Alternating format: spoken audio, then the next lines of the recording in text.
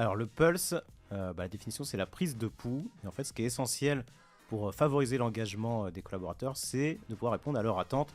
Mais comment répondre à leurs attentes si on les connaît pas et comment les connaître si on les demande pas. Donc le pulse c'est de pouvoir demander régulièrement l'avis, le ressenti des collaborateurs pour pouvoir agir en conséquence.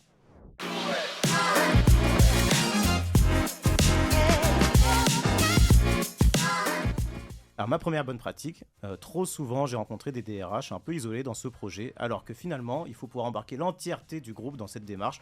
Donc ça passe par bien sûr le comité de direction qui doit vouloir améliorer les choses, bien sûr le DRH qui va souvent piloter ce projet, les managers qui sont vos meilleurs relais pour pouvoir descendre l'information, piloter les plans d'action avec vous, et bien sûr les collaborateurs à qui on va demander l'avis.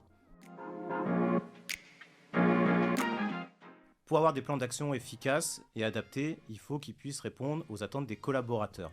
Pour ça, il faut pouvoir descendre à différentes mailles, parce que sinon vos plans d'action vont être trop globaux finalement, et peuvent un peu comme un soufflet redescendre très vite. Donc pour qu'ils soient efficaces, allez analyser les résultats de façon macro bien entendu, mais après de façon micro, donc ça peut être par équipe, par localisation, par service, et on peut même aller un peu plus loin avec des attributs type par ancienneté, genre et ce genre de choses. Et comme ça, vos plans d'action seront vraiment corrélés aux attentes réelles des collaborateurs. Donc pour qu'une démarche soit réussie, il faut pouvoir communiquer à toutes les différentes étapes, c'est-à-dire avant, pendant et après. Avant, ça vous permettra de préparer le terrain pour montrer l'intérêt qu'auront les collaborateurs à répondre aux enquêtes de satisfaction. Pendant, pour toujours donner des nouvelles et dire qu'il va se passer des choses pour eux.